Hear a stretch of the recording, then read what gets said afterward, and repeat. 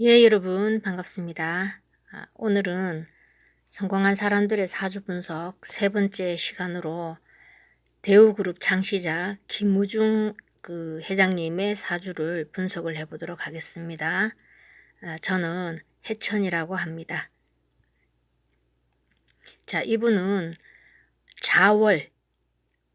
자월이면 양력 12월달 아주 추운 계절이고요. 을목일간으로 태어나셨습니다. 그리고 오행을 보면 목이 2개, 을과 천간의 을과 지지에 묘가 나무가 되고요. 화가 1개, 연주에 병화가 불이 되고요. 토가 1개, 시주 천간 위에 기토가 흙이 되고요.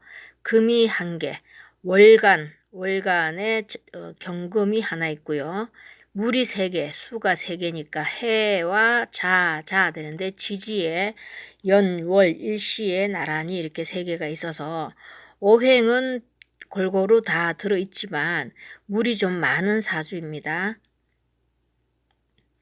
제가 위에 병화, 경금, 을목, 기토 이렇게 위에 있는 것을 천간이니까 간이라는 음을 붙이고요.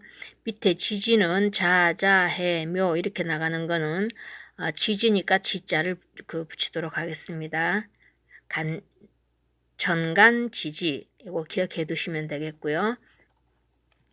자, 을목의 형상을 먼저 보시면 큰 고목나무에 저렇게 덩쿨을 뻗어나가는 저런 가느린 풀과 같은 존재가 을목입니다.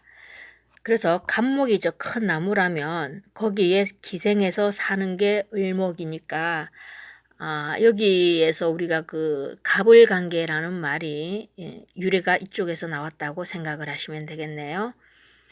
자, 을목의 특성은 좀 기회주의자.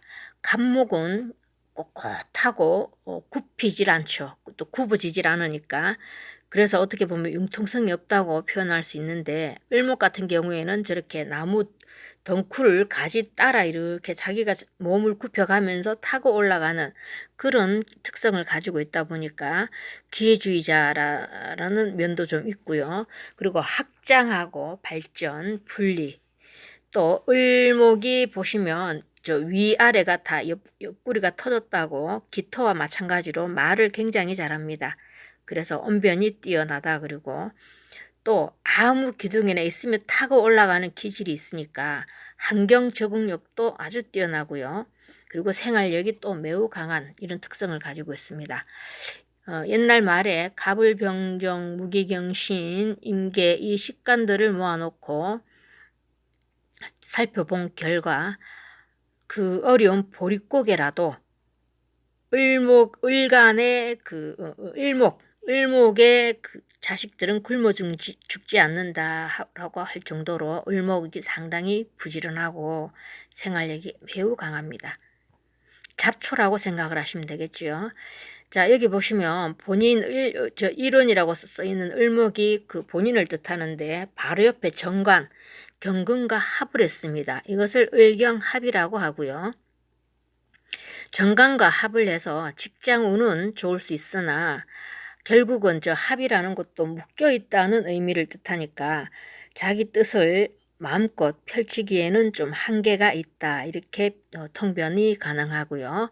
그 다음에 을목, 일원과 같은 오행이 지지에 있으면 그 뿌리가 되어줍니다.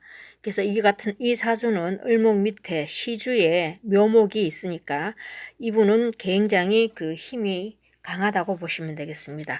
지지에 해와 자 이렇게 물바다를 이루고 있지만 이 을목이 떠내려가지 않는 것은 밑에 지지, 묘목, 뿌리가 있기 때문이고요.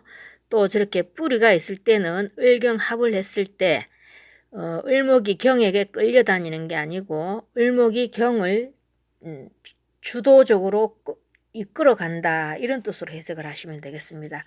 그래서 여기 을목이 있고 겨울 을목이고 정간에 저렇게 병화가 떠서 햇볕을 따뜻하게 내리 쬐주고 이러면 을목이 바로 옆에 있는 경금 같은 경우에는 을목에 달려있는 열매라고 보시면 됩니다. 그래서 저렇게 정관과 같이 합을 해 있고 열매가 또 더군다나 옆에 병화에서 따뜻한 온기를 받아서 주렁주렁 달려있는 그런 형상이니 재물복이 상당히 있다고 보시면 되겠네요. 자, 보시면 자월의 을목이니까 뿌리가 있는 을목은 겨울초라는 말입니다. 인동초라는 게 부르는 게 값이죠. 그래서 이분이 귀한 대접을 받을 수 있는 그런 오행으로 구조적으로 되어 있습니다. 자, 그리고 병의 형상은 저렇게 태양을 뜻하는데요. 자월의 추운 계절에 이렇게 이 연주가 조상자리라고도 하고 국가자리라고도 하고요. 윗사람이라는 윗어르신 자리를 이 연주라고 보시면 되는데 국가자리에 저렇게 병화가 떠 있어서 이 추운 이 냉기뿐인 나머지 7글자들을 따뜻한 온기로 데워주니까 조상덕이 있는 분이고요. 또는 국가에서도 녹을 먹을 수 있는 그런 사주팔자 구조를 가지고 태어나셨는데 만약 대운이라든가 세운에서 저 병화, 불이 꺼지는 해에는 그러면 모든 게 안 좋아진다고 보시면 되겠습니다. 자, 이제 우리가 10년 대운, 1년 세운 이제 그분이 가시죠. 을목으로 태어나신 그 남자분에게는 목국토해서 편제가 부친에 해당이 되고요. 또 편제는 부인 또는 아내, 여자를 뜻하기도 합니다만 제가 이게 그 신축 이게 연주 바로 밑에 기둥에 육공이라고 되어 있는데 신축에 제가 이렇게 네모칸을 쳐놨는데 이 시기를 뜻하는데 이 시기에는 아마 이 김윤중 씨가 나이가 어렸으니까 결혼을 안 하셨으니까 이때는 아버지만 제가 해석을 했는데 보시면 기토가 아버지 목국토해서 편제가 아버지가 되는데 1949년에 기축년 이분이 14살 때 그러니까 제가 지금 나무 워키에서 이분 아버지 돌아가신 해를 보니까 1950년으로 나와 있어요. 달은 나와 있지 않고 그래서 양력으로는 1950년이지만 우리 명리학은 그 음력으로 표기를 하니까 아마 1950년으로 양력은 바뀌었지만 음력은 1949년 기축년일 것 같습니다. 그리고 그렇다면 1950년이면 양력으로 한 1월달이나 2월달까지는 우리가 음력 1949년에 해당이 되죠. 이 기축년에 아버지가 돌아가셨어요. 자, 보시면 연간의 병자와 그 신년 대운에 신자가 들어오면 병신합이라 그래서 서로 합거라고 이 병이 이때는 불이 꺼져 버리죠. 병신합거라는 것은 내가 병신합이 돼서 물로 변해버린다 이런 뜻인데 이때 이미 불이 꺼져 버리고요. 자, 또 다시 보시면 부친 기토가 자, 기토를 제가 동그라미를 쳐놨죠. 화살표 따라 쭉 들어가 봅니다. 묘로 돼 있죠. 그리고 기축년에 되는데 기축년을 1949년 기축년에 들어가 보시면 12운성으로 묘가 되고요. 또 이렇게 보시면 육공이라고 이분이 14살 그 대운에도 지지의 축이 들어와 있고 또 그 14살 1949년 기축년에서 또 축이 들어와 있어요. 그러면 원국에 해자자가 돼 있는데 해자축이라고 물국을 이룹니다. 그러면 이게 물이 아마 어마어마하게 많아지는데 이 물에 저 기토는 그냥 사정없이 그냥 떠내려 가겠지요. 그래서 아버지가 이때 돌아가신 게 여기 팔자 운명에 보이는 것 같습니다. 제가 정확하게 이분 아버지가 돌아가신 달은 모릅니다. 달은 모르는데 이 팔자를 가지고 봤을 때 아마 해는 1950년이지만 음력으로 1950년이 안 됐으니까 1949년이라고 제가 그 추측을 해봤고요. 1950년 같으면 아마 양력 1월 아니면 2월 달로 예상이 됩니다. 추정이 됩니다. 추정이. 자, 그리고 편제가 옆에 저렇게 있으면 편제는 은행 차입을 통해서 큰 판을 벌리는 경영 스타일이 편제의 기질이라는데 실질적으로 김우중 회장님이 저런 식으로 판을 많이 키워나갔지요. 은행 차입을 막 통해서 이렇게 문어발 형식으로 사업을 막 이렇게 키워나가는. 그러니까 우리가 보시면 정제는요, 고정적인 돈, 임대료 또는 뭐 월급 이런 걸 뜻하는데, 편제는 갑자기 들어오는 돈 또는 막 일확천금을 꿈꾸는 이런 주식이라든가 큰 돈을 항상 추구하는 것이 이 편제의 기질입니다. 그래서 이분이 워낙 스킬이 크고 하다 보니까 아마 그 1997년도인가요? IMF 터졌을 때 그때부터 그 막지를 못하고 아마 내리막을 걸었던 것 같습니다. 그래서 저기 이 대우건립 그 창립 연도를 보면 26대운이라고 계묘대운이고요. 세운은 1900 저게 67년이죠. 정미년. 죄송해요. 제가 작은 글씨가 잘 안 보여서 그렇습니다. 자, 10년 대운은 개미대운이고요. 1년 대운은 정미대운인데 이때 대우 그 회사를 건립을 했는데, 자, 여기 지장간에 보시면 개수가 2개가 들어있는데요. 이 개수가 26 그 계묘대운에 천간으로 저렇게 나옵니다. 그리고 이 개수가 이 자수와 같은데요. 편인으로 되어 있죠. 자수에. 그 편인 이러면 우리가 학문도 뜻하지만 문서를 뜻합니다. 그럼 저 문서, 이런 뭐 출세 이런 게 다 포함이 되는데, 이 문서가 지금 천간으로 떠올랐다는 것은 남들이 천간에 있는 재물은 남에게 드러나 보이는 그 물질입니다. 그러니까 지장간 속에 있던 저런 편인성을 가진 이런 문서들이 막 천간으로 뛰어나왔으니까 이 문서가 발복을 하는 그 해에 이분이 대우그룹을 건립을 하셨어요. 이 시기가 딱 맞아떨어졌죠. 그리고 또 보시면 그 계묘 대운의 밑에 1967년 정미의 대운을 보면 제가 미지장간 요 부분을 뜻합니다.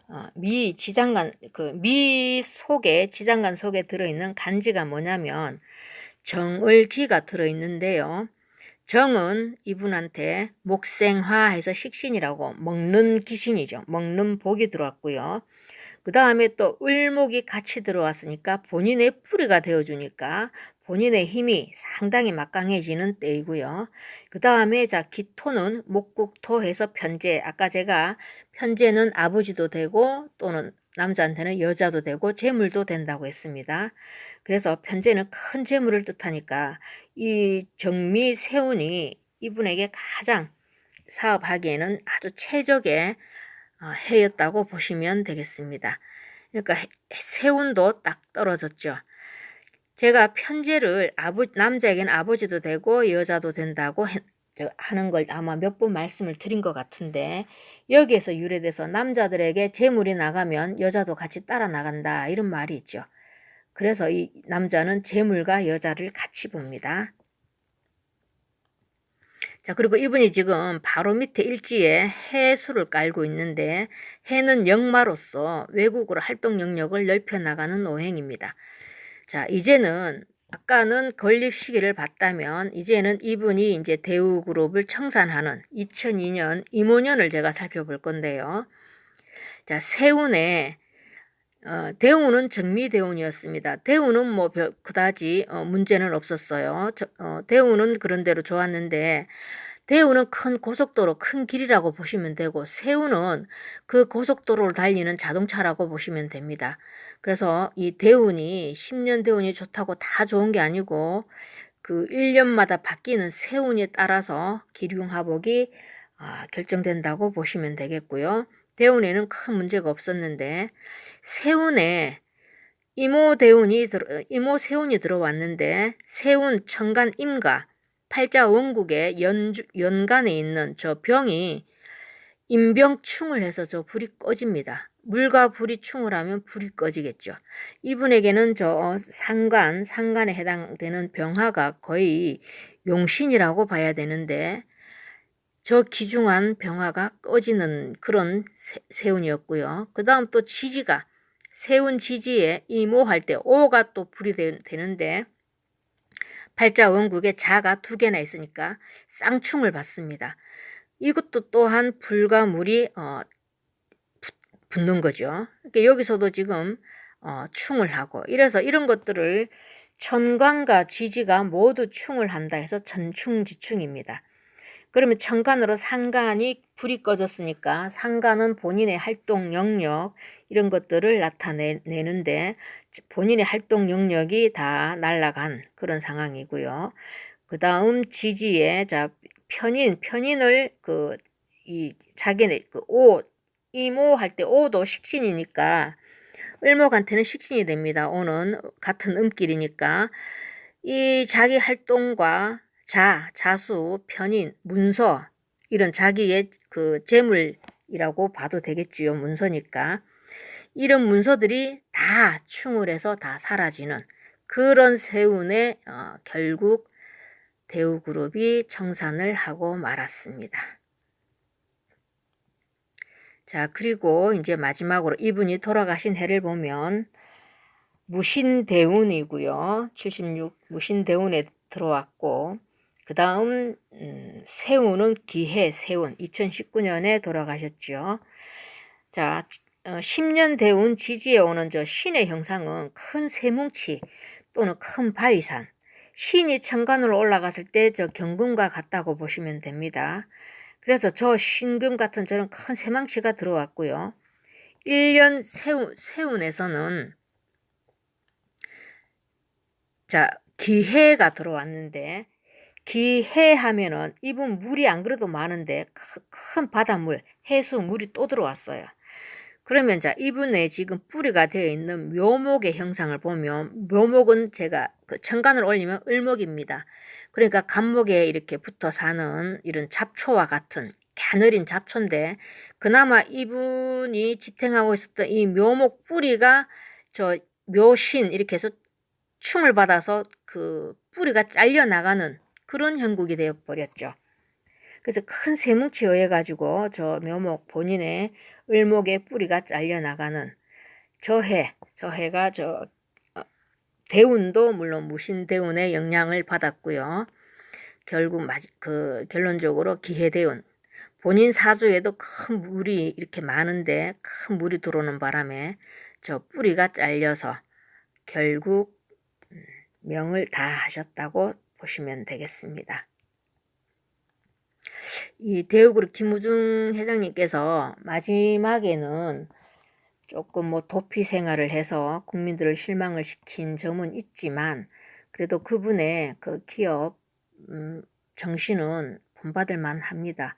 그분이 하신 말씀 중에 가장 유명한 게 세상은 넓고 할 일은 많다 뭐 이런 명언도 남기셨죠. 그래서 제가 오늘 이렇게 계속 지금 시리즈로 성공하신 분들의 사주를 올리는 것은 사주의 적중률을 여러분들에게 알려드리고 싶어서 그랬습니다. 사주 팔자에 제가 늘 오행을 말씀드리는 것은 그 오행을 자연 현상으로 들여다보면 이해가 될 겁니다. 아마.